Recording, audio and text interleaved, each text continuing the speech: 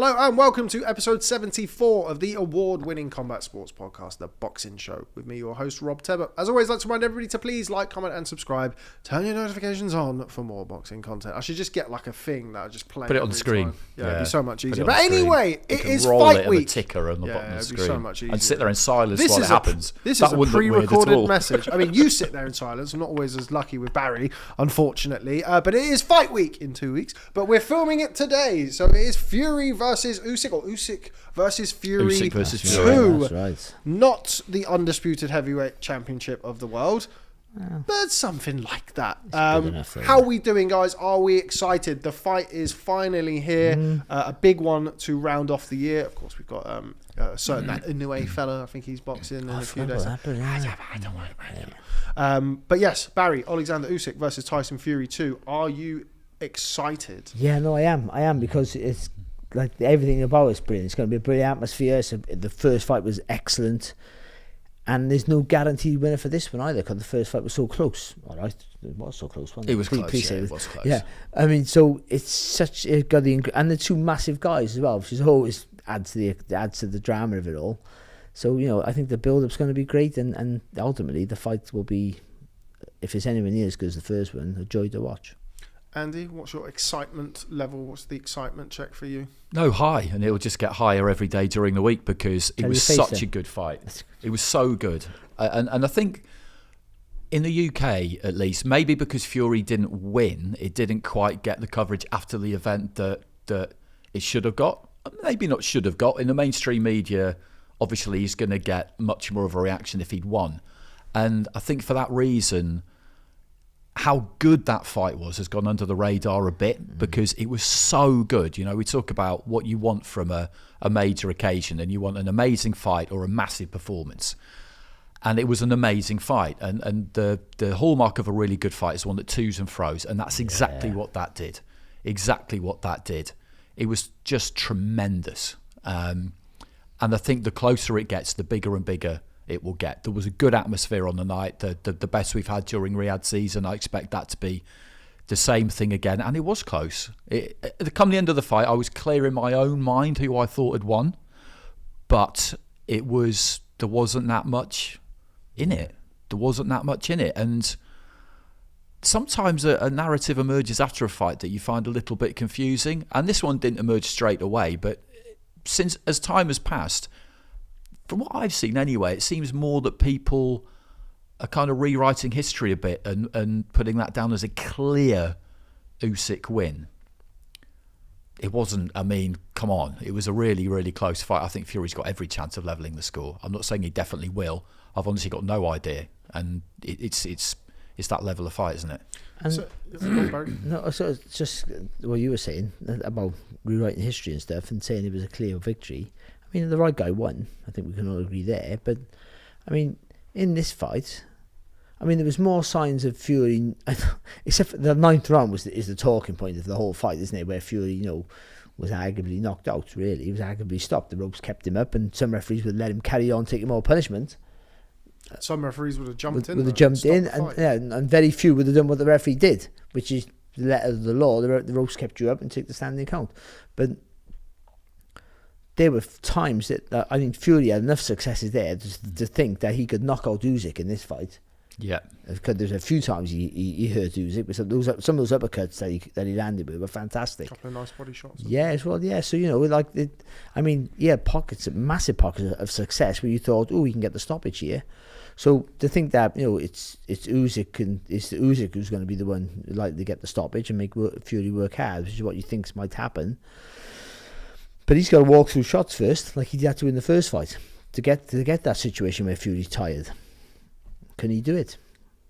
We'll find out. Yeah, that was a hell of an effort from him in the first fight, wasn't it? Because at halfway, I think the clearest thing I thought at any point during the fight was that at halfway, Fury could stop him. Yeah. In the second half, he'd imposed the size and he put Usyk in a place that he'd not been in, and he responded. And we talk about selling the defeat to yourself, explaining it to yourself. It's a really easy one for Fury.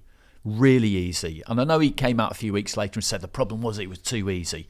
That's him taking things to an extreme, which is what he likes to do. Yeah. But the kernel of truth in that is it's obvious he's thinking to himself, I had him where I wanted him and I let him off the hook. That doesn't give Usyk enough credit, of course, but I can completely see how you get there if you're Fury. You just think, I slightly underestimated this bloke and let him just grind his way back in the 7th, and I should never have allowed it.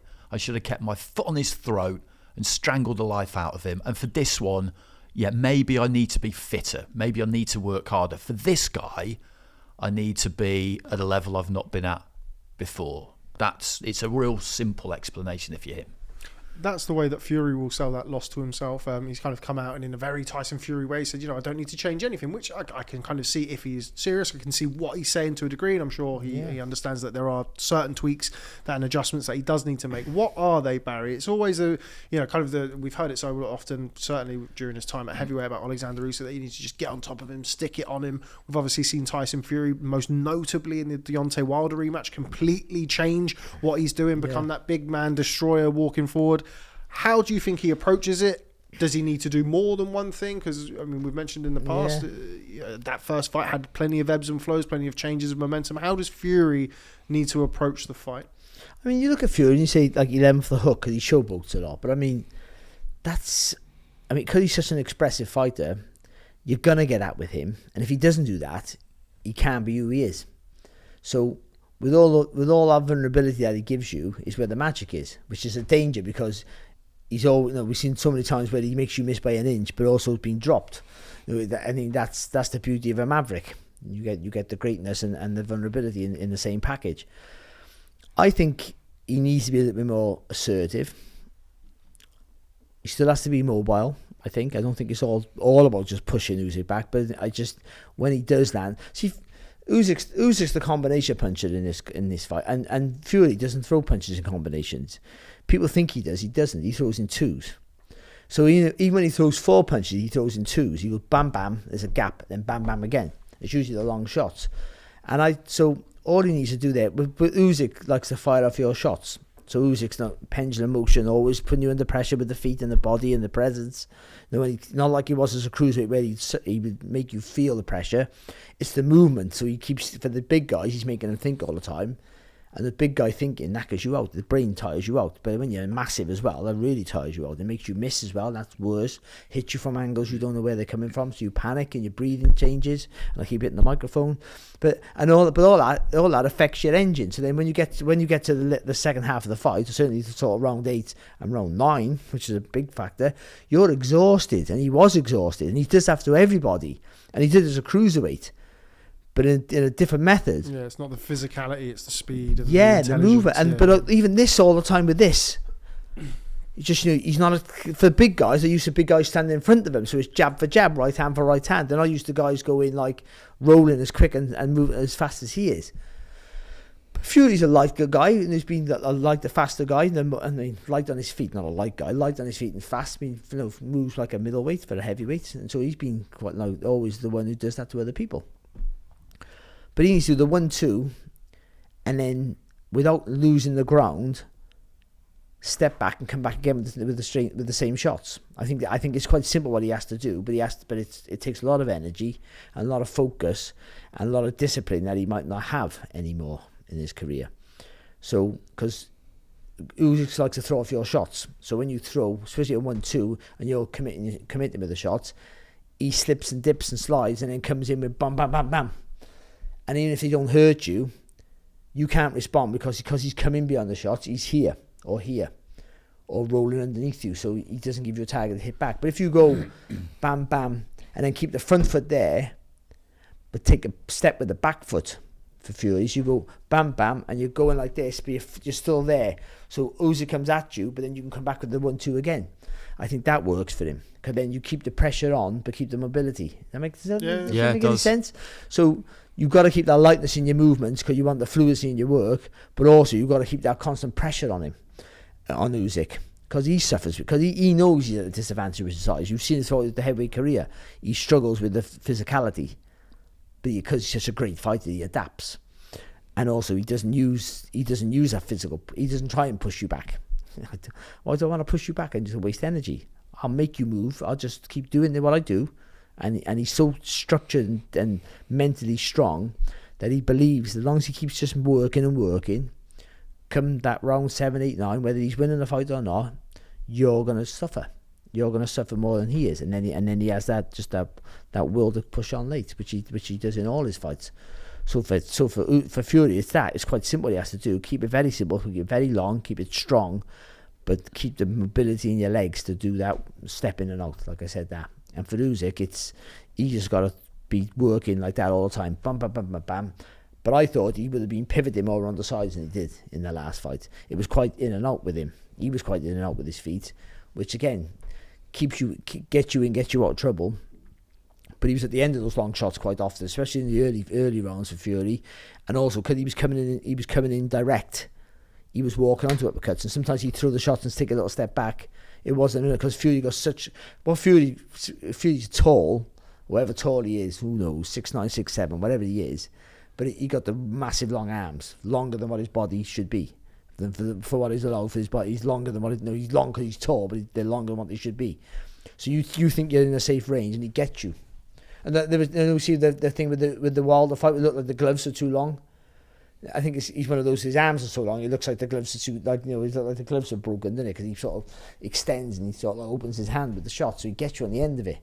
So you got to be. I think Usyk got to dart in this way, and stay and pivot, and then come out and then exit, a sharp exit. So I think he needs to get lower and come in, because I think he potentially can stop Fury.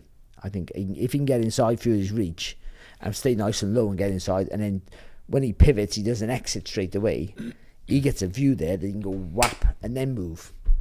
So I think this fight would be better than the first fight. I think they both got really intelligent boxing brains. One's a bit more on the cuff with Fury, and Usyk is he's very thoughtful and analytical with his work. It's like computer-like, isn't he? Yeah. So he'll watch that fight back, him and his team, and they'll watch that fight back, and he'll certainly see what I did right, what I did wrong. And his style's his style, so you think he's just doing the same thing, but there are those little adjustments you probably won't notice, but they'll make a dramatic effect. And the same for Fury. Fury's is more simple to make it better for him.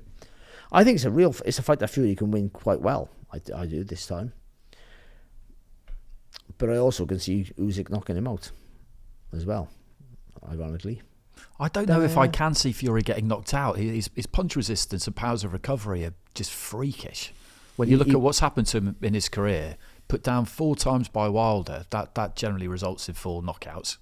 And how he got through that 9th round, and I actually thought, and not everybody agrees with me on this, but I actually thought the referee handled it kind of perfectly. Yeah, I did. Yeah, because he could have called a knockdown for the ropes, keeping him up the first time, but he didn't, which allowed Usyk to step in again, and he could have finished him. But the second time, for my money, he had to call that a knockdown, because it was the second time that had happened. And I know Alex Krasiuk, of course, he disagrees. He feels the referee let him off the hook, but he could have, if he'd made a call there that really would have favoured Fury, it would have been calling the knockdown the first time he knocked him into the ropes. Which gives Fury time to recover. Yeah, I thought before he'd taken even more hammer, I thought he did a really good job with that, the ref. But Fury's punch resistance, I'm really keen to talk to him about it, because it's just, and at that level, everybody's well trained, everybody's got great neck muscles and all that kind of physical stuff you need to make yourself more difficult to knock out. But then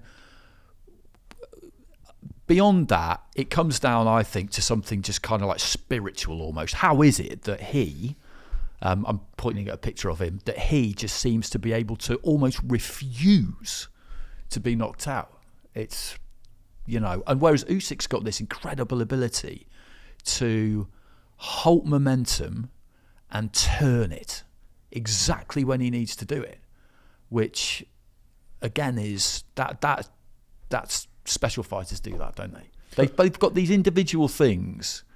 They've got loads of them, but those are the two for me that really stand out. Is like Usyk's got this incredible ability to just halt and turn the tide, and Fury's got this astonishing ability to survive.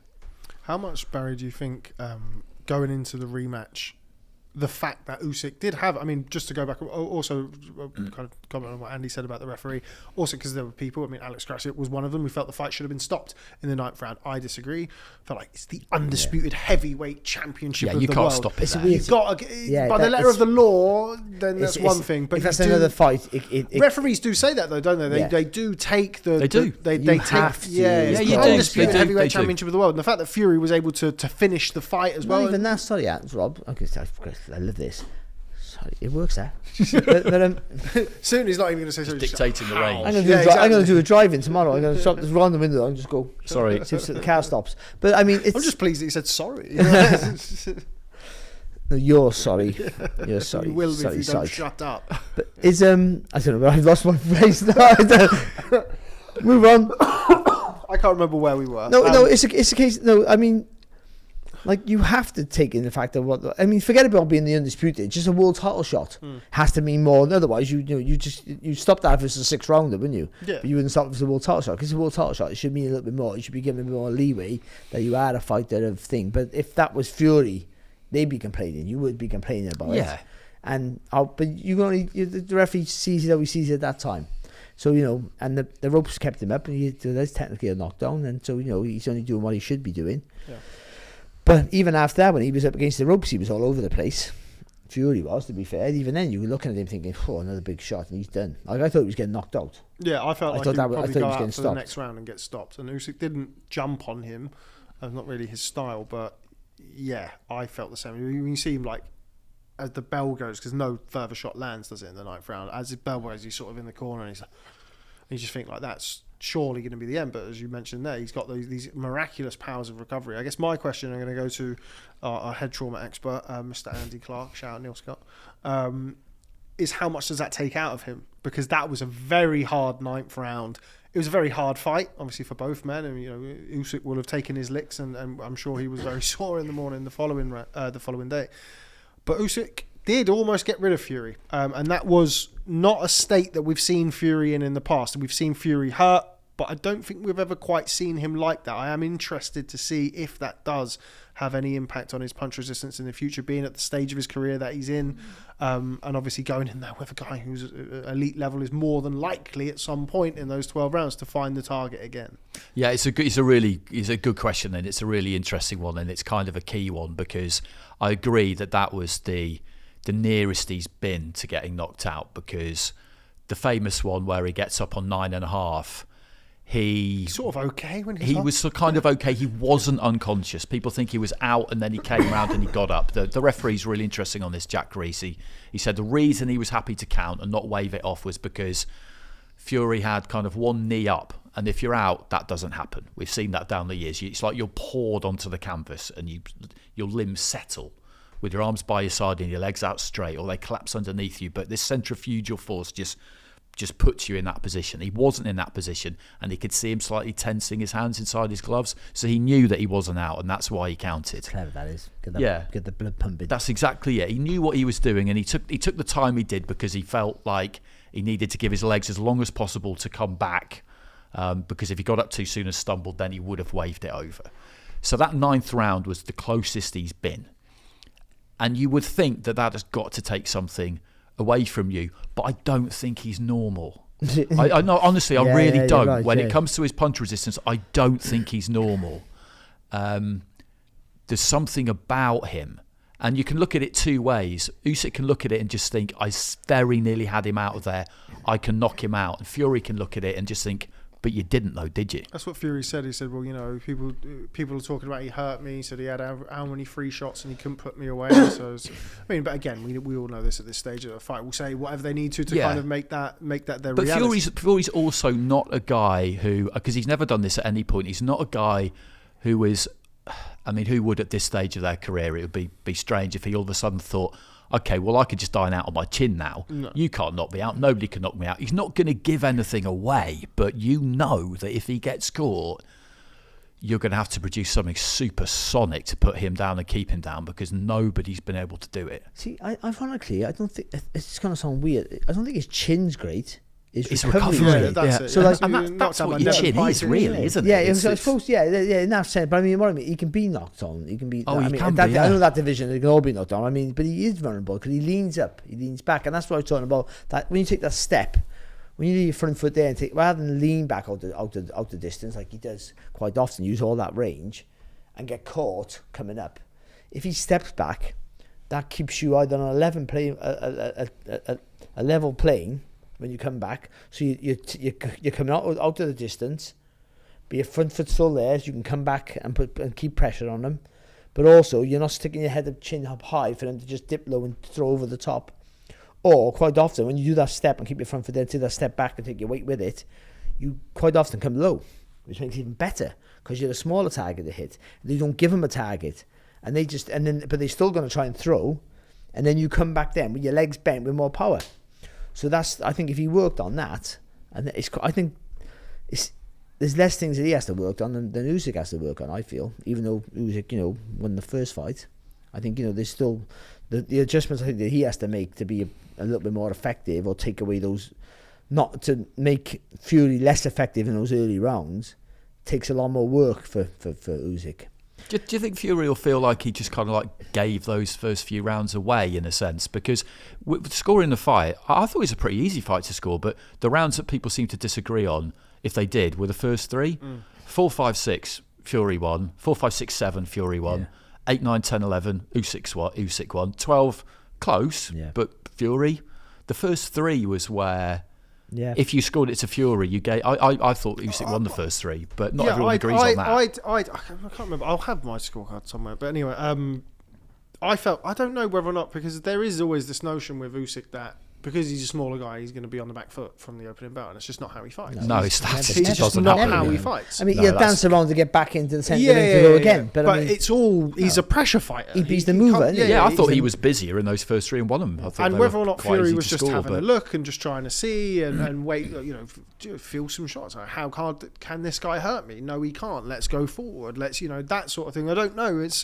But I felt like Usyk won those early rounds by being the busier guy, being the effort, and it's a trait that we've seen in him in his biggest fights. In his biggest fights, he's come out, he's taken the middle of the ring. The first Anthony Joshua fight, went straight at AJ, hit with left hand 10 seconds into the fight. Against Murat Gassiev, went straight across there, fast start again. And he did the same thing with Tyson Fury. Obviously, Fury, being the fighter that he is and being the level that he is, found a way to adjust, managed to slow Usyk down a little bit, started to work the body really well. He's landing some nice right hands to the body. And then, as you said, I felt like after those first three rounds, it was quite clear to see the pattern of the fight from there on in. Barry, aside from a physiological perspective or a neurological perspective of being hurt, from a tactical perspective, do you think it changes things at all for Fury or Usyk, the fact that now we know that Fury can be hurt by Usyk? Because going in, not a lot of people thought that could happen. Yeah, but he's hurt because the fatigue plays a part there. I mean, I think that's the big factor there. I mean, I think Fury's been boxing and fighting since he was a kid. He's under no illusion that he can be hurt, and he's been knocked down in his career from early in his career. Yeah. So I think he's quite pragmatic. That's why when people say about he's just a braggart and full of confidence, then now he's been beat, his whole world will fall apart. I never felt that. No, I just thought absolutely not. Because when you've boxed all your life, winning and losing is just part of the game. Especially as an amateur, you get fights, you win, you won, you don't get the nods and all that sort of stuff.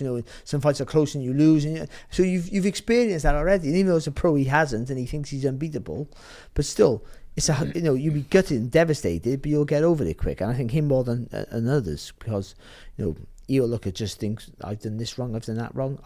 He might very well just think I'm going to do exactly the same again. Cause, that's what he's saying.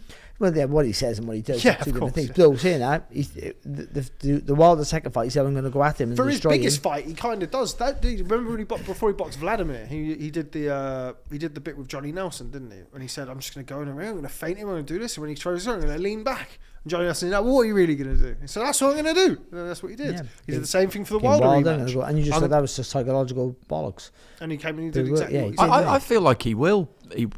I think he's telling us the truth with that, but I feel like he will think, I could have been, you can always be in better condition maybe. And he said, I need to be fitter. Yeah. Against this guy, is some guy, and against him, my preparation has got to be better than it's ever been. We talk about the concentration thing, and we talk about quite a lot now, and that focus, that drains your energy. So you've got a guy in front of you all the time moving around, and you're watching him, and then it takes, all that does is just take your rhythm away a little bit. So when you want to throw, especially the big guys, you used to have just a lump in front of you, aren't you? So you just, except for him being out of range, once you're ready to throw, you know where he is. But when you've got a guy who's not going to be there, so you've got to try and time that coming in. You've got to concentrate more. With that concentration, that when you really concentrate, you tense up. You won't realise you'll tense up. Tensing up affects your body, and that tires you out. And that's what Usyk does so well. He makes you tense and tire. And then it makes your brain work overload. But then by the time you get to the later rounds, you're exhausted. And come the ninth round, he was exhausted. When you get cut, when you're tired, you're weaker everywhere, certainly on the chin. So he makes you work hard. So you got to have a little bit more focus. You got to be a little bit fitter. But I think it's the second phase for Fury. That's all. He needs to work at that thing, that step I was talking about. That'll give him a chance to get that second phase nice and long. So when Usyk does try and fire off your punches, you've stepped back and come back in. You haven't dived out the way or leaned back where Usyk throws out 1, 2, 3, or sometimes 4 coming forward. You'll make him miss too clear with the first one. So see, even if Usyk misses with the first one, that first one's put you under pressure. Because you either step back with your feet too close, or you've leaned back quite often, so you're off balance, you can't throw back. So, but if you do that step back, he thinks you're there, he comes at you. But that first one's not a pressure, it's just a clear missed shot. Then you can come back with your nice long 1-2, you can get him, you can catch him coming onto you. And then you can knock him out coming forward onto your shots. I think that second phase of attack, if he gets that correct and smart. So he doesn't need to throw in combinations because you can't change how you throw your punches. You can't all of a sudden ask Fury to throw in 6s and 7s all of a sudden. But he can do that 1-2 and then 1-2 again. But just make sure that second phase is a little bit more intelligent with the work, with the feet. Just get that right and movement right. And it's quite simple to do for him. And it might not even be a thing he's thinking about doing, because he still wants to be on his balls with his feet. Cause he wants to be able to move quite nice. He wants to be able to frustrate Usyk as well. But he's the bigger guy in here, and he has to make that tell. And the jab has to be solid. So when he throws that jab, he's not just flicking it. He needs to mix it up as well, where it's a flicking and a stepping jab as well. So make Usyk feel the weight. But you got to, if you touch him with the first, then the second one, make the second one hard, so you know where he is. If you stop him, then hit him. So little things like that. It's only different, not massive. I don't think yes, would adjust massively, but there's little adjustments that will make a massive difference. Because again, you want to make Usyk be reactive to you rather than you. Once you reactive to Usyk, then you're in his realm, and then he's tiring you out. So if you try and make him reactive to you, especially after those first, when you get to round 4 or 5, still, and when you're having success, you got to make him constantly keep him under that pressure. Then, because he had him where he wanted him, but then allowed Usyk just to still keep flirting around him. Keeping him there. Yeah, it was difficult, isn't it? It's going to be difficult. We always talk about it. I mean, you always talk about your mate Joe Calzaghe and the ability to adjust and adapt throughout a fight. And you've got two guys here who have shown that ability to do it throughout their career. The difference is with Joe, he was so fit that he could do that adaptation and keep that concentration and force himself to do something different, which takes a real mental strain, which again knackers you out. But he could do that because he would just train like a lunatic. And that's the difference. I mean, yeah, and also it's not about training for. Actually, it's not about training for a fight. I mean, training and conditioning are two different things. Fitness and conditioning are not two different things, but they're not solely inclusive to each other, because you can be as fit as a fiddle, but not conditioned to your sport, or fit as a fiddle for a boxer, but not conditioned to that sort of style. Like I could dance and move, and I could throw 1,000 punches a fight. But if you ask me to come forward throwing bombs, I won't go 4 rounds. So, you asking the guy to change his style completely, and you just knack it, however fit he is, or you got a guy who can throw 1,000,000 punches around, you slow him down, and he only throws 4, and he's knackered. And it's like, have you ever gone running with? I'm asking the wrong people here, aren't I? He might have. You go running with somebody. Like I remember my ex-missus when I was training when I was boxing. Like, she was quite fit. She was a dancer, so she'd come running with me in my trainer. My trainer would follow me in the car. So, and she'd jump in and out of the car. She'd do like half a mile, jump back in the car, do another half a couple of miles down the road. But could I run at her pace, which was much slower than mine? Those were the hardest parts. They knackered me. That did. It helped me with my fitness, but I had to slow down to her pace. You think it would help you? Yeah, I mean, fitness and fitness and I don't know if this is the right way to explain it, but fitness and competition are different, aren't they? Because if you took a fighter, everybody's obsessed with 5Ks, and said, how fast can you run a 5K? Run it as fast as you can.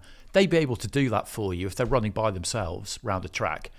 Pretty much every single time they can guarantee a certain time that they can run. But that's totally different to racing another person, isn't it? Yeah. Because then you're thinking about them and what are they doing? And that's where the cliche run your own race comes from. Because if you can actually do that, then that's the way to do it. But it's a really difficult thing to do, particularly in a sport like boxing where you're not just running in lanes. They're in the same lane, battling each other all the way. So you can't...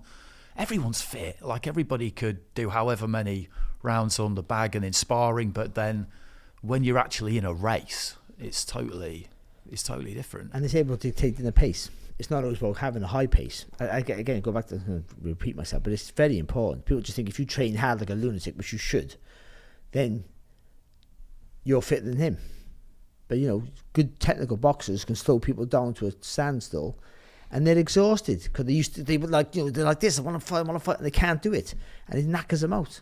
Again, it's all like because you tense up with stuff. And then when the other person then does lift it, then you can't go with them, can you? How do you slow Usyk down? Because no one really has been able to do it, apart from Fury in those 4, 5, 6. Well, the first thing you would think is you push him back, because then you force him on the back foot. Then and he's not being able to do that. To be the pressure fighter that he is. He doesn't allow him to set the pace. Yeah. It doesn't. You push him back with. But again, it's quite difficult to do that because because he's small. He has such good footwork, and he can box on the back foot. And he'll spin around, get back to the centre of the ring quite often. He's one of those he's like a rubber band, isn't he? He's there again, so it's very difficult. But I think what I was saying about the second phase, you make him overthink his attacks. Because once he commits. He's cleverly does it, but he does quite often. It's not quite Katie Taylor-esque, but that boom, boom, boom when he comes in, and he's moving around the target when he does it. But if you go boom, boom, poof, and without giving the ground, I'm really strong at that. I mean, I made it up the other night last night, but I think it's quite apt. I just think because he thinks you're there to attack, but you're setting him up to throw your shots as he's coming forward.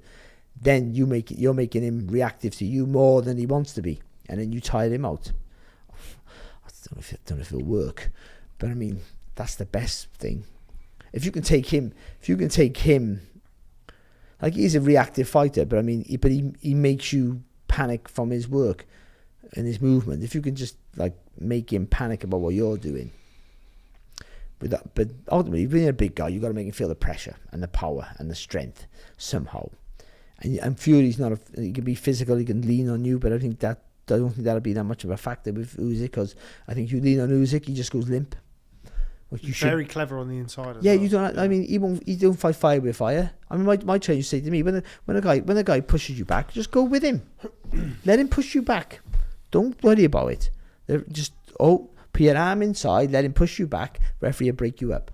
And if he's trying to pull you, and every now and again you can do that, and then you do a little judder and that'll give you the release to maybe just break it up and then whack him and then go. But don't, if you're not physically strong, work at it. If you're not, don't. And Usyk won't play that. He won't hold, and he'll hold on to you, but he won't try and push you back and tire himself out. He'll let you do all the work, and then if you lean on him, he'll just go. Oh. Andy, a lot of the talk going into the first fight was about Tyson Fury and whether or not we'd seen the best of him. We certainly had that talk after the fight. He's now 36 years old, of course, 1 year younger than Oleksandr Usyk, but we all know kind of his well-documented issues that he's had outside of the ring. Hasn't always lived the life of a Spartan, should we say. Going into this fight now, on the back of the first loss of his career, do you feel like we've seen the best version of Tyson Fury? Do we need to see the best version of Tyson Fury if he's going to get the win? Yeah, I think we do. Because I think what he'll have learnt from that first fight is that Usyk isn't like anybody else that he's come up against before, and that everything needs to be to that extra level. That is definitely doable, but against him, he is that person whereby you're going to need to take everything to the nth degree, and you'll feel like you've done that before, But as I say, he's a special guy, Usyk, and that's Fury's takeaway from the first fight. I think it's just okay. What I brought back in May, and where I was at the end of that 6th round, probably everybody else not would have cooperated, but what I then thought was going to happen, it would have happened, but not him. So that's why everything needs to be extra, and I feel like he can. I feel like he is capable of doing that. So I think he does need to be better than he's ever been. I think he can be, because somebody like him, this kind of challenge is what he's going to relish and revel in. But any top fighter, that's true for any top fighter. This is what they live for, to an extent. And I don't get the feeling with Fury that he's looking at boxing now and it's something that he's growing tired of, or that he doesn't really want to be in. I don't get that. I know that he's retired before and then come back, but I think we always felt that he wasn't going to stay retired. And if he could get the win and they set it up at 1 apiece, then, we all know what we'd want next. Yeah, absolutely. A trilogy would be fantastic. Same question to you, Barry, I suppose. Do you think we've seen the best of Fury, and are we going to need to see a better version than we've ever seen of Fury if he's going to get the win? Before the first fight, I thought there was a clear decline. It's not clear. There was a clear decline, but it was hard to judge because he boxed so infrequent. But I mean, you just since Wilder 2. I mean, I was saying his last stellar performance was Wilder 2. The Wilder 3 fight was a better fight to watch, but I think he performed crazy worse. Fight, that wasn't it? Yeah, really? But I mean, that wasn't a better performance from him. A stellar performance. He made loads of mistakes, but it made it a better fight to watch. And then he had, Chisora, Dillian White. Dillian White, then Chisora, then Ngannou. Yeah, again, so there's a pattern there of a man not being as good as he was. Dramatically, by the way. White was past his sell by date, in my opinion. Though maybe he's coming back. Who knows? Shab and Izzetete. Yeah. And Chisora as well. It's a fight we've already seen twice before. You know what I mean? So and again, he literally just waiting for them to make mistakes in those 2 fights, I thought. And then against Ngannou, he was bloody awful. That's the truth of it. Against a novice, a big dangerous novice who was better than what we thought, but still sort of novice who then got iced by Anthony Joshua quite easily. So there was a clear evidence of decline there, and rightly so. Some of the fights he's had throughout his career and the way he's lived his life and all the rest of it. So there was no shame in that. So you thought that in the first Usyk fight that he was going to struggle, but he looked as good as ever. I thought he boxed brilliant. Even though I thought he lost, I thought he boxed really well. So he's one of those. He's like you were saying, Andy. He's just one of those fighters who just you can't put him in the conventional boxes you can with others. He's a maverick, isn't he? Yeah, so you're just never quite sure. He could that might have been his last good fight, and he might and that decline that I was talking about might come back in this fight, and he might just be awful and get battered and stopped and knocked out or whatever, or just go totally appointed and look shit. But you tend to think no with him. I think he's one of those guys who these are fights that he can get up for. They were saying that though in the build-up, but I haven't been convinced with him and his team, and they've all looked like it was like a money grab sort of situation. I mean, at the press conference, they all looked drunk. I'm not saying you were drunk, but they did. Him, Sugar Hill, and all that. They're all like earlier in a month or so ago, when they had the press conference in the the Guild Hall. They were all I thought they weren't drunk, but I thought they were all drunk. They were all laughing and joking. It was all too much. I was all like, nah, I don't need to do this, don't do that, and we're not worried about anything. It just all seemed... It was quite an interesting afternoon, that, wasn't it? Because weird, wasn't it? When Usyk came in his Hitman apparel with the briefcase and all the rest of it, I mean, that's a kind of... That was a psychological move, wasn't it? To give him a photo of him getting punched in the face by Usyk and getting him to sign it. Fury just signed it and carried on. Yeah, and the sports psychologist Palomine said that was a real interesting one, because it's like getting him to sign that. It's like you're signing this contract, tacitly agreeing that this is what's going to happen again. That's the game he was playing with that. And I thought someone like Fury's not going to look at it that deeply. I think he's going to think, I'm going to look like a bit of a tit if I don't sign it, or am I? I don't really know. Who really cares? And just signed it. But the whole thing I thought was quite interesting. And he was talking a lot about money that day, how he came and chatted to us on the stream like he did you guys, and he was saying, well, I've always been in this for the money. It's prize fighting. And that I take the biggest fights for the biggest money, and that's what it is. I'm not interested in the glory. I'm not interested in that. It's purely for the cash. And I said to him, yeah, but Tyson, when like when you're in that 9th round against Usyk, or when you're on the floor against Deontay Wilder, you're not thinking about the money. And he just goes, that's different then. I want to secure the bag, but then the bell goes, and I'll do anything to win. So you think to yourself, right, those two things, they do and don't make sense in a way, because if you're prepared to take it to the nth degree to win the fight, and you're going to get paid what you're going to get paid, whether you win, lose or draw, it's not just about the money then, is it? And it was a very, the build up to the first fight, it was, you rabbit, you this, I'm going to do that, and it didn't work. No, it didn't. No, at all. No, I mean, it didn't work. Certainly at the weigh-in and stuff. There's that iconic image of him staring into the distance, Fury, and Usyk looking at him like I look at a giant pizza. He's very much, no draw, but still. No, he just wouldn't play his game. No. And I mean, that's not all. People think, he's going to lose the fight because he won't. It's a psychological part is very important for Fury, but it's not all what he is. He's made that a part of his kind of own makeup, hasn't he? Fury? Yeah. I'm the master of the mind. I'm the this. I'm the, all of those things. But it's not all what he is. Like, of course, he's a massive guy who uses his attributes very, very well. You got fast hand. You got lots of speed for a big guy. he knows how to negate you. He's been boxing all his life, so he knows. He doesn't panic under pressure. He got loads of fantastic qualities of a world class fighter.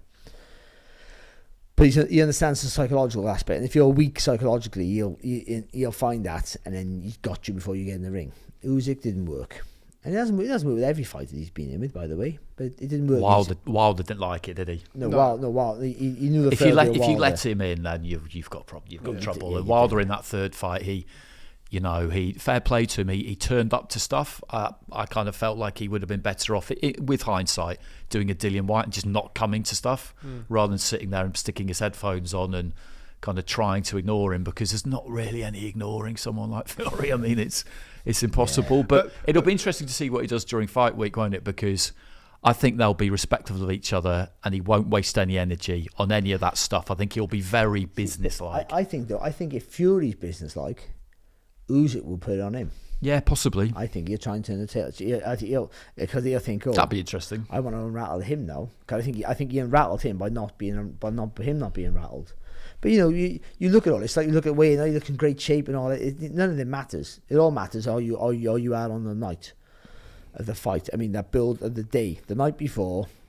I mean, the training's got to be right. So let's presume everyone trains correct and gets right for the fight, which you should do, because that's being a professional boxer is quite simple. You train as fit as you can, and then hope what you work is better, what you do well is better than what he fucking does well or she does well.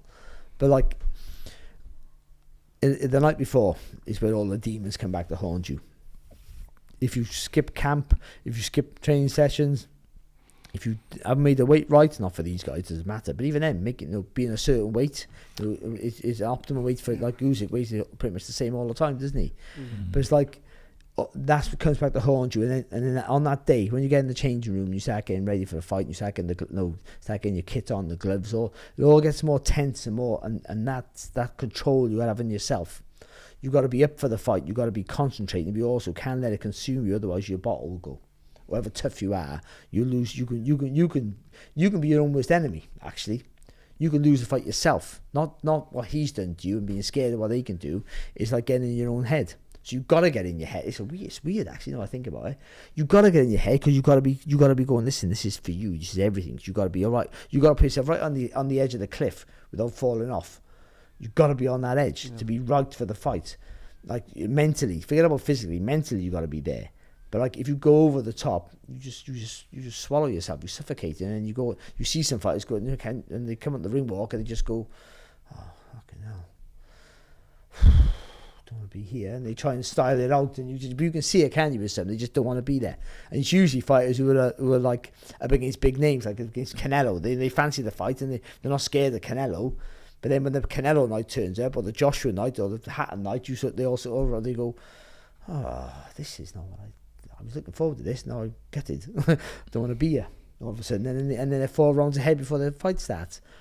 So you've got to not get in your head. So that's the very important part for it. And I think Fury's always been a master of getting in your head. So like you're trying to get yourself right for the fight, but you're thinking too much about him, or you're thinking too much about something else. You can't focus properly. So that's the important part. All the psychological games play a lot, but it's about you controlling your own emotions on fight night. And it's not all day. It's once you get in that changing room and literally like an hour before the fight, that's the real time where you can start thinking, shit, because you've got to warm up. But then you don't want to warm up too much because you're tired. But you also got to get a sweat on, because that tiredness is just nervous energy, which you need, but you don't want too much of it. Otherwise, you will. It's mate. I never thought about it before. But the more you talk about it, you think actually, it's like you're knackered before you get there. No, well, this is all because you go on the pads. You go 1, 2, 3 on the pads, and you're like that. This is the aspect of it that just absolutely fascinates me, because I never did it at any kind of level, and boxing is different to all other sports. It just achieving that it's such a difficult thing to do, I think, because athletes across all sports talk about controlling the controllables. And in theory, up until the bell goes, you can control everything because it is within your compass. But that doesn't mean that it's easy, because you've got so much time in your own head as a fighter. And just that day, you'll adjust your body clock so that you're ready to fight at midnight or whatever time it'll be, 1 o'clock in the morning. So, but you'll have done that since well out, so that's not a thing. But you'll get up and you'll be awake for quite a few hours before you even go to the venue, and you might be used to it, but it's still just that day itself to me must be a hell of a long day. And Froch used to talk about the ring walk being like the Green Mile. But I think he kind of meant the whole day, really. Just kind of not that the ring walk is the most kind of theatrical part of it, but that whole day where the death row is like, it's a bad analogy, but that it's in the distance, it's coming. You can't run away now. It's going to happen. It's going to happen. And 1 minute you might be thinking, brilliant, this is what I've been waiting for all my life. It's going to be amazing. And the next minute you might be thinking, who are you fooling, mate? You're going to get found out tonight for the fraud that you really are. Because they all think it. Some people will admit to it, generally when they're retired. Others never will. But they all think it. And that must be just exhausting. And you can't do that too many times. And that's the culmination of camp, isn't it? To put yourself through that again and again and again. That's why you've only got so many of them in you. It's not just the physical part, which is obviously just unimaginable for me anyway. The mental aspect of it is just... I remember talking to Paulie Malignaggi about a week after he retired. I just asked him a really predictable, stupid question like, do you miss it? And he was just like, mate, he's like I retired a week ago. And I thought, yeah, but you must have been thinking about it. He said, yeah, I've been thinking about it. And he said, I don't know yet how much I'm going to miss it, what individual aspects I might miss, but what I definitely am not going to miss is taking myself to that place. And that's what he was talking about, because that is something that you would only really experience outside of boxing if you're in the army. I can't think of many other things. It's weird though, because sometimes you get the gloves on, they don't feel right, or some things, I just don't feel it tonight. And you might not. Sometimes you box well. You won't box bad. You think I don't feel it, and I've been in the ring and the bell's gone. I've literally gone like, it feels like a dream. Like, you know what I mean? I'm out, the bell's gone, but if we start the fight, it don't feel like you almost got to go, come on, wake up. Like, it's a weird feeling as a pro and as an amateur. And I've gone and boxed great. I know I've not boxed so well, and I've won, whatever it is. But you know why I think that is? Because somebody was telling me this a while ago. I think in those situations, because you just stay in the moment more. You just think, I don't feel great. I just need to take this a step at a time, which is what you should do. Yeah. But again, that's a really difficult thing to do. In summary, the whole thing is really hard. And I'm really glad I don't have to do it. But the more you do it, you tend to think, the more you do it, and certainly at the highest level, the more it becomes a routine, and you know how you feel and what time you should get ready, what time you prefer to get to the arena, and all that sort of stuff, and what you like to do. So you create habits, isn't it? Try and get everything to be very similar, but different fights have different effect. And you've been in big fights, but this might be the biggest fight of your life now, because it's the rematch that defines who's the best heavyweight of their generation. And it's a different pressure. So you think they cope with pressure because they've coped with pressure throughout their careers, but it's all relative, isn't it? To what you think, boxing for the world title for someone is not pressure. For me, it was immense pressure. And for others, they knew they were going to box for the world title, so that's the one pressure. The pressure was when they had to box the pound for pound the best. But and for whatever you deem pressure, it's a different thing. But how you cope with it. So you think just because they're experienced and they boxed, you didn't think they couldn't get no better, no bigger, no higher, no more intense. But this might be a bigger one, especially because they know each other now, and they've both been hurt. And they know the capabilities of the other one. And they've both been hurt, and they've both been vulnerable, and they both had, That was kind of where I was going with the Fury bit, because I don't think he would have thought that little middleweight rabbit would have been able to hurt him in the way that he did, and I wondered whether or not that could change his thought process going in. It's also worth pointing out, as much as the 9th round gets all of the glory, the damage was done in that 8th round. That left hand that busted the nose. After that, the fight changed massively. It was all over me. That 8th round was huge, wasn't it? Yeah. I had blood all over my head. Did you really? Yeah. I got like Todd Grisham's about 6'3", and Darren Bagger's like 6 foot, and not a speck of blood on them. And it was all over my top of my head, all over my suit, all over my little Mohican I had. I think what's massive for Fury is that after he beat Wilder the second time, obviously he's beaten Klitschko in what felt like a kind of previous career, but after he'd beaten Wilder in that second fight, from that point on, for the next, up until this fight, I think people agreed that he was the number one heavyweight, he was the best of his generation. And now he's been beaten by Usyk. And if he loses to him again, people won't say that. They will say that Usyk was the best heavyweight of that generation. And he'll have to live with that. And people are already saying it. And maybe that's something that does... And he is. He is. At this moment in time. At this moment in time, he is. And that will be something that you would think that could be a fuel for Fury going into the fight. Yeah, massively. Because I think he was thinking more about... where am I going to go down in the all-time pantheon? Not am I the best of my era? Well, that comes on to my next question. It's going to be the last question we have on the main event. Let's say, for example, Oleksandr Usyk wins, because I agree with you. If Tyson Fury wins, I think we see a trilogy, and then we can revisit this question then. If Oleksandr Usyk wins, where does he sit in the pantheon of great heavyweights, all-time great heavyweights? All-time great fighters. I think he goes beyond just the division. I think only one of 3 cruiserweights to win a world heavyweight title, and who he's beaten and how he's beaten them has been phenomenal. I mean, because the gap for him, the size difference for him. I mean, the way Evander Holyfield did it, I always thought was the greatest cruiserweight of all time. I didn't think there'd ever be a better fighter than him at cruiserweight. I didn't, but the way he did it, the heavyweights were massive, but not like they are now. Not the weight. I mean, they might have been size-wise, but I mean, they weren't as big. But I mean, you still have boxing guys who were 6'4" and 5s and 6s. But I mean, the weight that they are now. And Usyk hasn't put on put on a lot of weight. But I mean, he's kept the weight that's comfortable for him. But they always have to adapt against these big guys. He's been phenomenal. So he'd be the best heavyweight of his generation, because he's just beaten the best heavyweight of his generation up to that point. In Tyson Fury. He's beat what people would consider to be the second best, and somebody who could be the best of the next generation in Daniel Dubois as well. And Anthony Joshua, who a lot of people thought he was the best of his generation at the time, for a certain while. Certainly, but he's been one of the best of his generation, Anthony Joshua. Yeah, absolutely. I mean, we can't paint over that. For whatever his vulnerability was, Anthony Joshua was phenomenal. And the only one he didn't box is Deontay Wilder.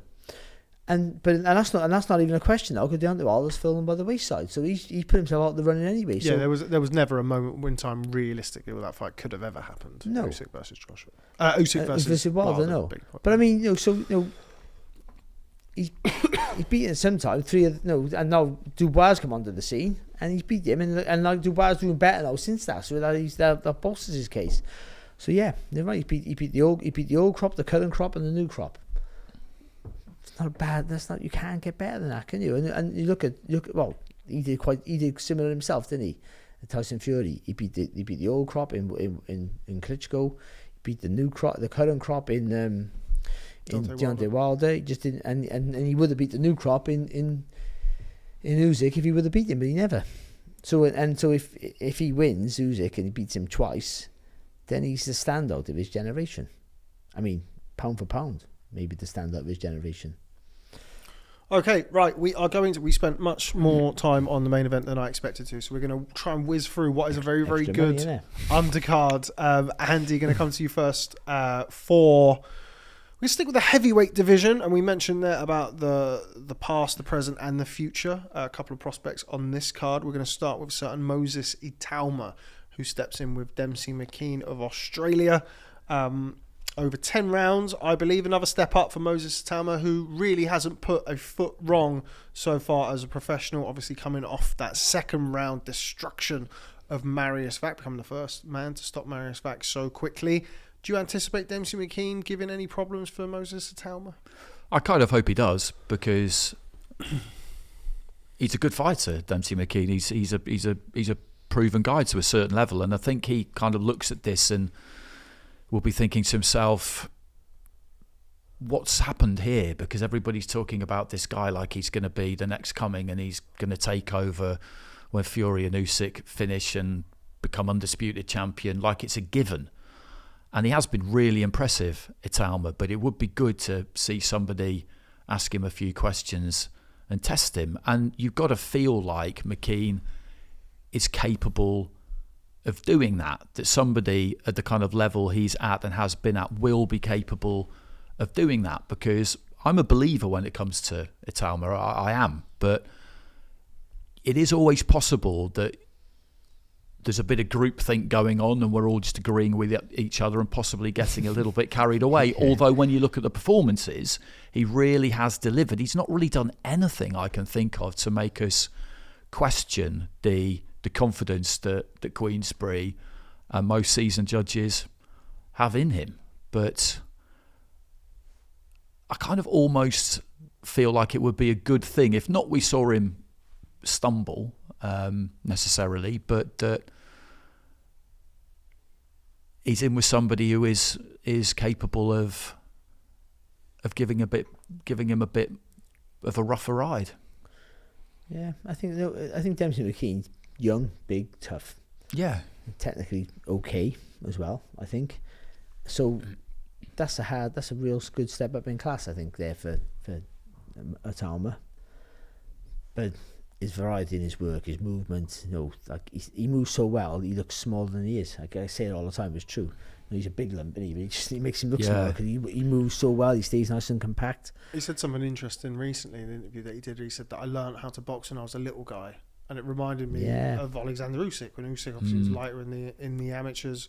And he said, and I retained all of my skills that I had when I was lighter. And obviously you need more to your locker, don't you? Yeah, physically he is interesting because he's a real kind of like solid 240 now, isn't he, I think? But when I've said this before, when you look at his shoulders and his pecs, there's definitely more man strength to come there. Yeah. So you'd say there's like another stone to go on him. So, I mean, he already is, but it's like the signs are really, really good with him. They really are. But he's beaten a guy who did pretty well against Hrgovic for a while, and I thought Hrgovic didn't box great, but either way, you've got to give McKean his credit for that. Took some big shots in that fight as well. Even when Hrgovic landed that right hand in the 12th round, that would have knocked out an elephant. And McKean was, by all intents and purposes, knocked out, but still somehow on his feet and trying to hold. And you just think, like, Jesus, how tough are you? And also, I've heard about him in sparring. I can't remember who he was with. They had him over for sparring. It might have been Parker, but I'm not quite sure. And then they sort of went, they didn't want. I mean, the sparring was too good. It was too early in the camp. The sparring was too good. He just come to like kill you.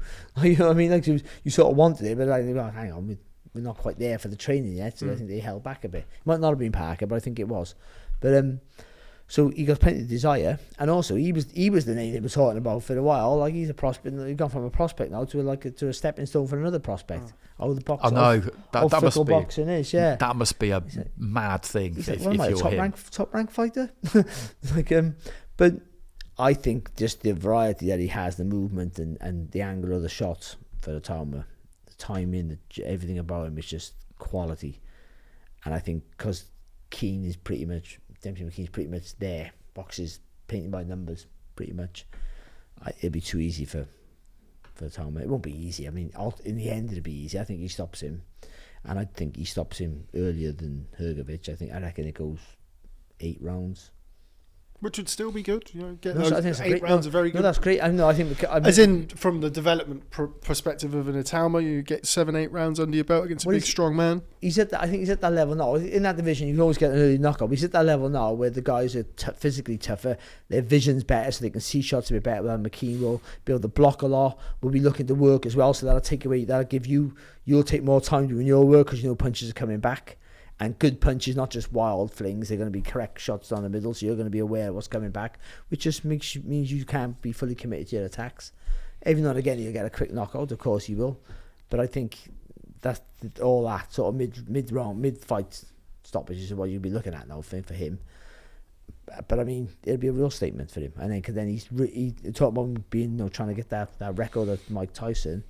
A win against him puts him right on the cusp, I think. Yeah, he has to get it done by May next year. And once these two fight now, yeah, especially if Usyk wins, then those belts are everywhere. You would expect so.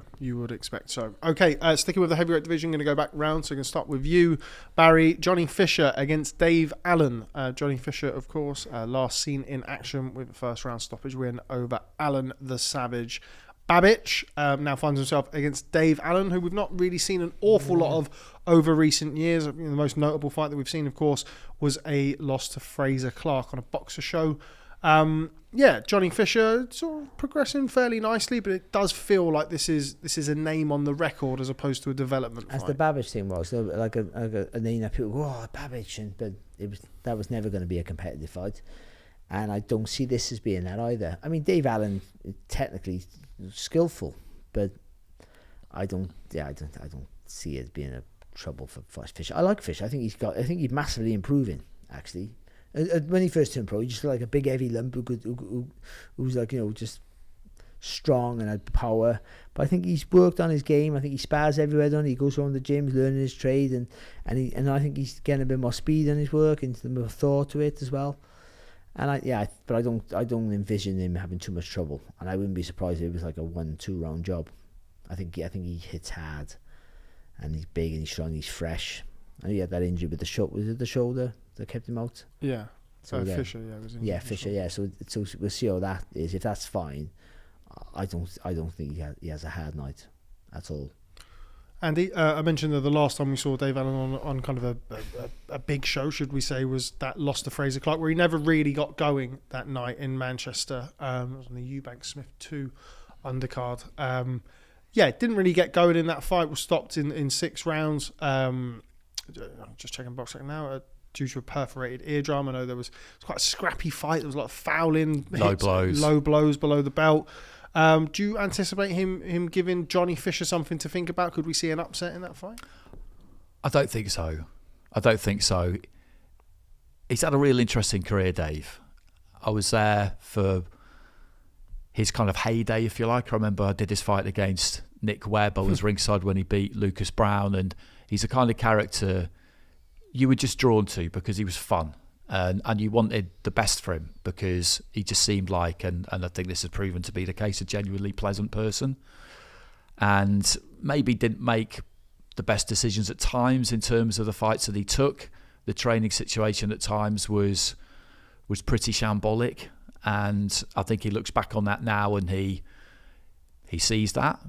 And he talks about the fact that he's older now, he's got a couple of kids, he's had to settle down, and mentally he's in a much better place to buckle down and be a professional than he was previously. But I don't think that that's all going to translate to him being able to stay with a Johnny Fisher who is a lot younger, very, very focused, with a good team behind him, not somebody who's going to take anyone lightly or get carried away with anything. I don't see the ingredients for an upset there.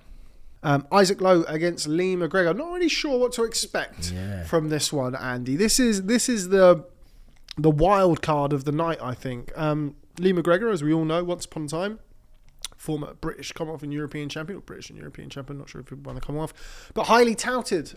Somebody who was going to be, the next one up from Scotland, kind of coming behind in the slipstream of his friend and I guess idol, Josh Taylor. I don't think it's a stretch to say that. Yeah, I know his friend, but then you said Josh Taylor. Yeah, that's right. But it's not really turned out that way for Lee McGregor. He sort of bounced from trainer to trainer, has really struggled with consistency in his career. Whereas Isaac Lowe, he's popped up on various Fury cards and various big cards, obviously for that affiliation that he has to the Fury camp. Won a few, lost a few. Really interesting fight here. I've got no real idea as to what we're going to see. I don't know if you can help me. I know. I like this one. It was kind of, it's a wild card, isn't it? When you're not surprised to see Isaac Lowe on the card, of course, but no, for sure. McGregor is an opponent. I thought, okay, because as you say, I've always felt like he's definitely got plenty of ability, and it's not like he hasn't achieved stuff. He was a European champion, and he always looked massive. It was bantamweight, wasn't it? He did look huge, and he had some backing. He was boxing on Channel 5, wasn't he? And then it was Robles, wasn't it? He ran into. Yes, he was. He had the Cash Farouk fight before, which I think was very important. That was when he was trained by Grant Smith at Steel City, and I was there for that. I think a lot of people, myself included, felt that Cash Farouk deserved to win that fight. Yeah. And it kind of, from that point, really. I mean, obviously we had COVID early the next year. That was just looking at the record now, in November of 2019. So COVID shortly after. Had a very low key. Did he box in Belfast before that?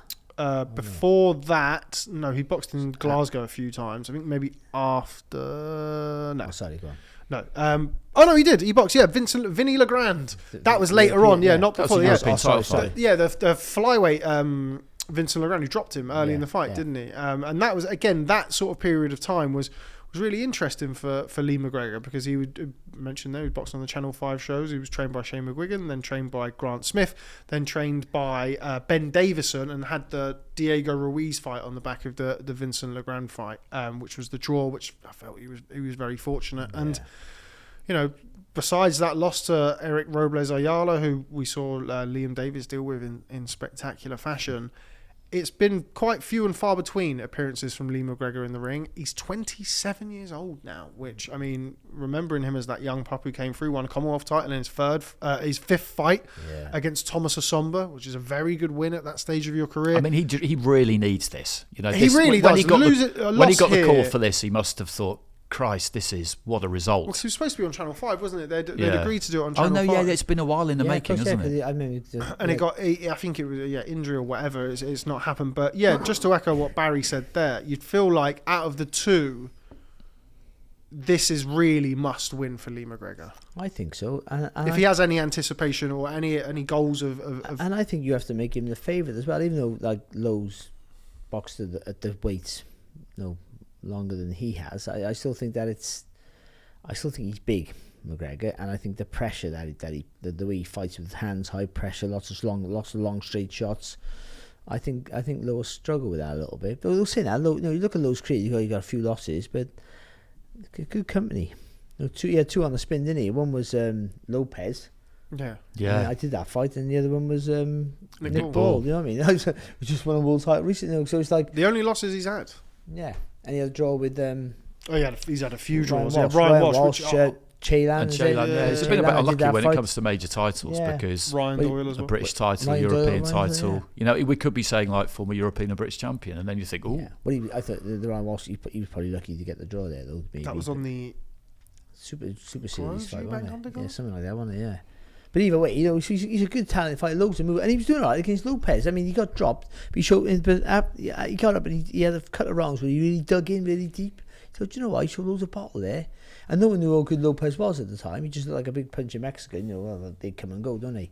And dime a dozen. Yeah, you know what I mean? They do, don't they? Oh, he's a Mexican who can punch. You don't see him. You never see him, never heard of him again. But obviously he turned out to be a good world champion. But yeah. Yeah, so I mean, his defeats have actually aged really well, if that makes any sense. But I do fancy McGregor, and quite strong, actually. Not sure who's training Lee McGregor for this fight. I mean, maybe he's training with Billy Nelson for a period of time. I don't know actually, but I'm not too sure. But his style is his style, isn't it? And he'll be fit. He'll be fit, as will Isaac Lowe. So I think it'll be an entertaining scrap actually. But I do think just the work rate and the ethic of especially down that stretch, will Lowe try and get on his toes a little bit. I think McGregor will suffocate the space.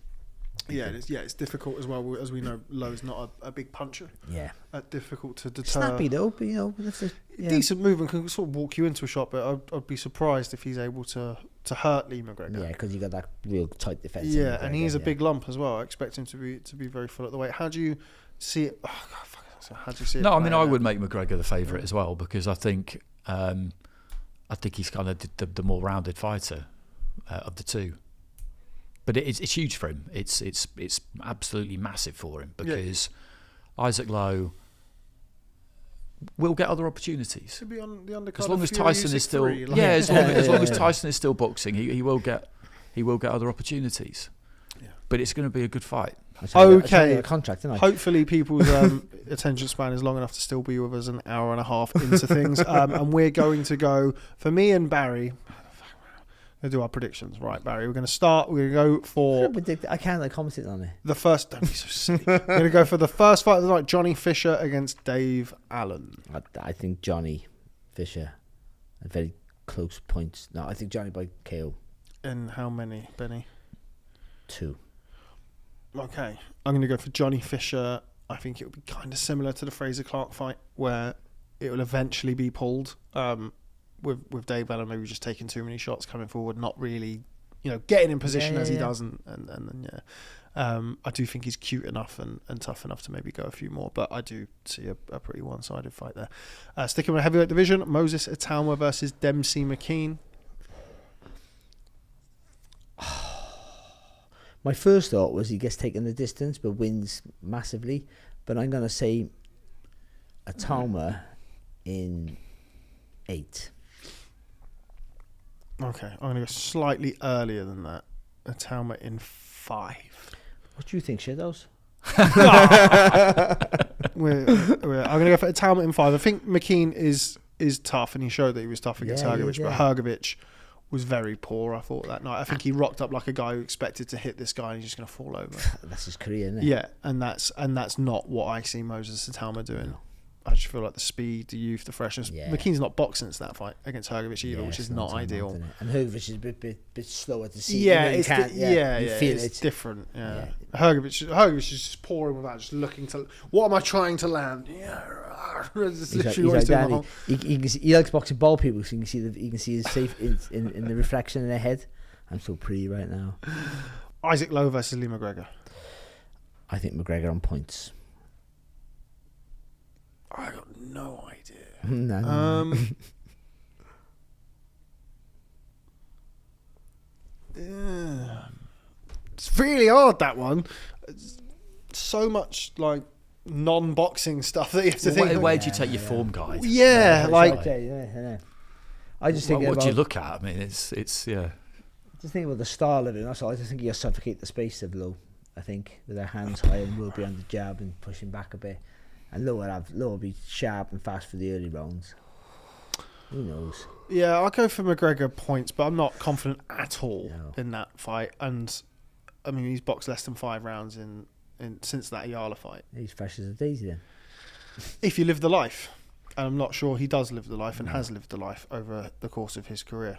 So yeah, but I'll go with McGregor by virtue of, I think, if he is fit and he's trained properly, he will be big at the weight. And I think, Isaac Lowe, with the way that he boxes, may just struggle to keep somebody like that off him.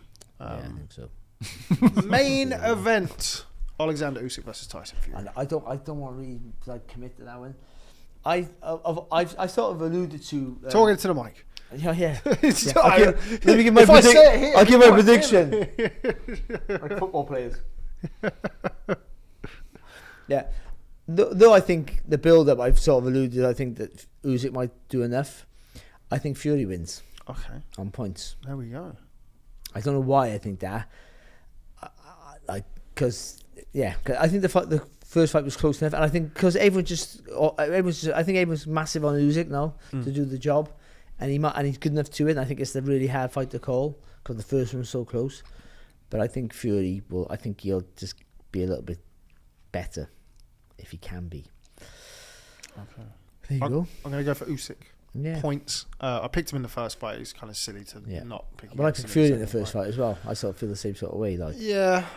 One thing that we haven't talked about, and one thing that I did only really think about when we were coming in today is, I wonder how much sparring Fury got close to that fight. He had the cut, and the fight was moved 3 months to the day. Well, I spoke to someone in his camp, but you can never be sure they're telling you the truth, can you? No. But I think, why wouldn't they? Because I don't give a shit. By the way, I don't care who wins any fight ever. By the way, I mean, I sort of have to, but I half don't.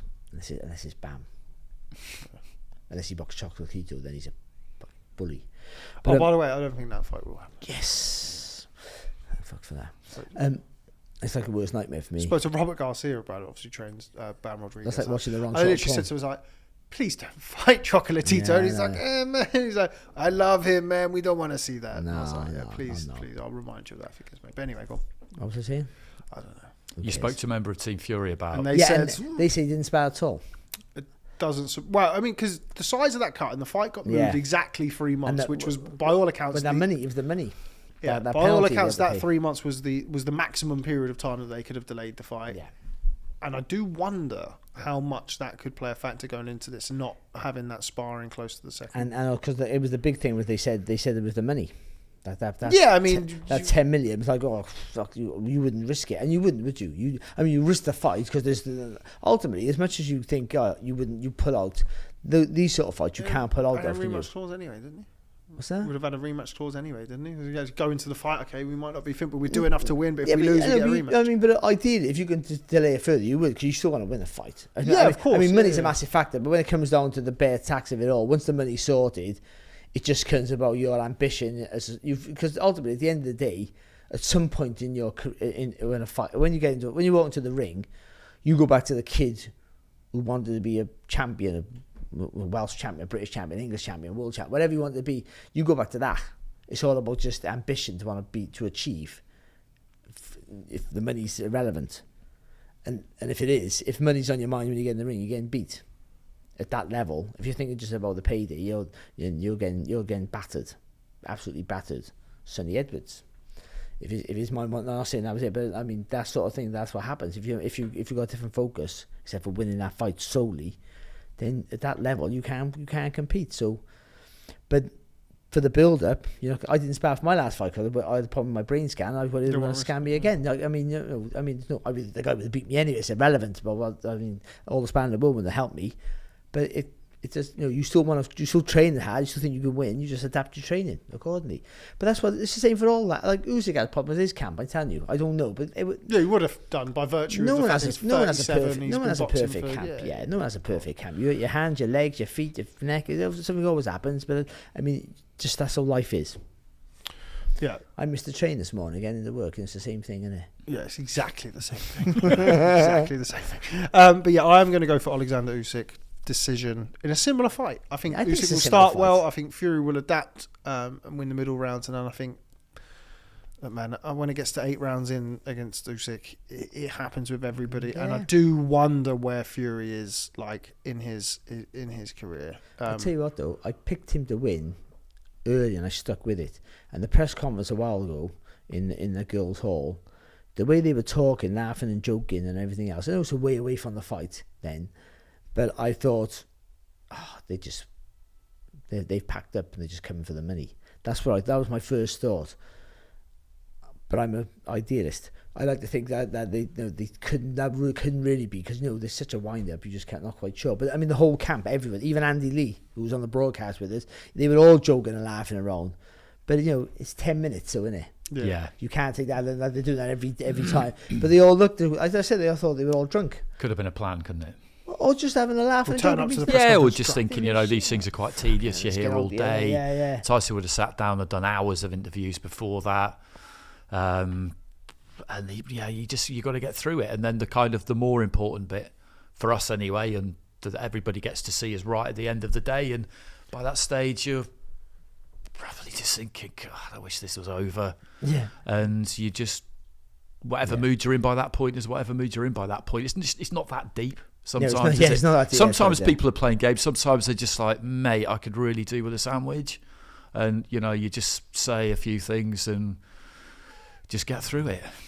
Yeah, a bit like this podcast. I was just about to say I'm fucking starving. So with that in mind, I'm going to go and get myself a sandwich. I shit myself. I might go with you. I was going to say I'm going to eat you. I'm not a Dorito. But that is all we have time for on this week's episode of the Boxing Show.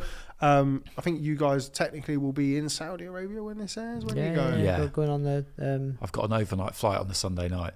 I'm going from Gibraltar somehow on the Monday. Oh yeah.